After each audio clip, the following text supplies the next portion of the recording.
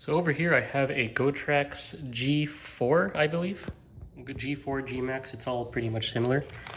I bought this screw set from Amazon, and it happens to be a 12mm set. I needed something that would go back in here because I didn't have the correct screws.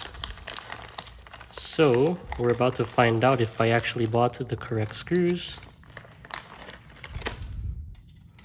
This one should slip on this part here, which it does, so that's good. And then this needs to sit firmly over here.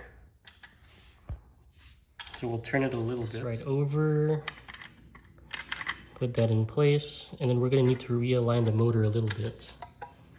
So this part is going to sit through this notch here.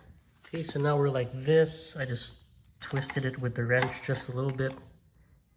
We will put the nut in place, and it's going to be this one. Put that in here.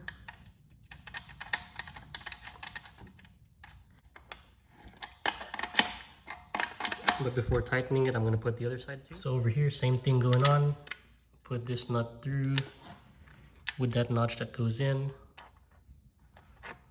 Put this one in place too.